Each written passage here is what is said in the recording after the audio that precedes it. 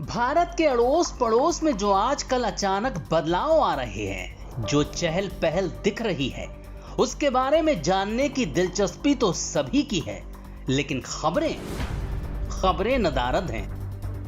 खबरों में ऑस्ट्रेलिया के प्रधानमंत्री समोसा बनाते तो दिख जाते हैं, लेकिन वही जब भारत के साथ आपसी सहयोग बढ़ाने की बात करते हैं तो रोजमर्रा की सामान्य खबर जैसे ही नजर आते हैं। ये पूरा खेल क्या है, इसे समझने के लिए पहले समझना होगा क्वाड को।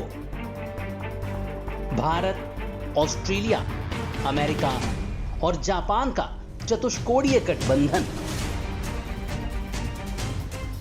एक दशक पहले जब इन्हीं 4 देशों का संगठन बनाने की बात चली तो बताया जाता है कि ऑस्ट्रेलिया तो चीन के दबाव में आ गया, भारत में मनमोहन सरकार थी जो कमजोर पड़ गई और चीन अपने OROB प्रोजेक्ट पर डटा रहा।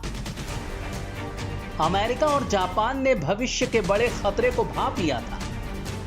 2017 में जापान ने एक बार फिर हिम्मत दिखाई और इस बार ऑस्ट्रेलिया चीन के खिलाफ मन बना चुका था। अमेरिका में डेयरिंग ट्रंप थे और भारत में थे दमदार नरेंद्र मोदी। OROB बनाकर चीन आर्थिक मंच पर दुनिया को डोमिनेट करने के चक्कर में था, जिसे रोकना बेहद जरूरी था। अपने देश में तानाशाही करने वाला चीन दुनिया पर भी ऐसा ही राज चलाना चाहता था। अब क्वाड ग्रुप के बनने का मतलब यह भी नहीं है कि चीन कमजोर पड़ गया है। जैसे भी हो, उसकी ताकत, उसकी टेक्नोलॉजी भी एक सच्चाई है जिसे नकारा नहीं जा सकता। सालों तक चीन हमें फंसाता रहा और कमजोर सरकारों की वजह से हम फंसते भी रहे। चीन अपने मंसूबों में डटा रहा और हम अपनी जिंदगी में मस्त रहे।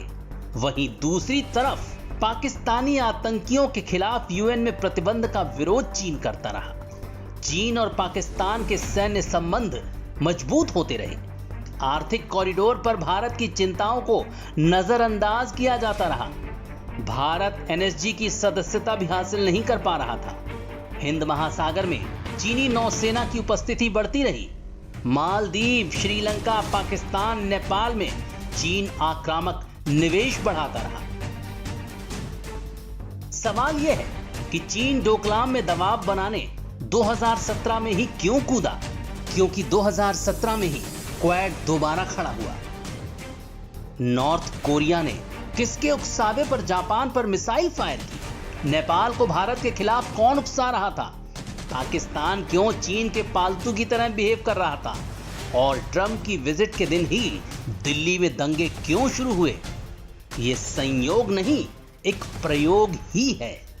PM मोदी की ताकत हम और आप हैं। हम यूनिटी बनाकर रखेंगे तो ही जीत हासिल होगी। अगर आपस में बट गए तो आज के अमेरिका जैसे हालात हमारे यहां भी पैदा हो सकते हैं।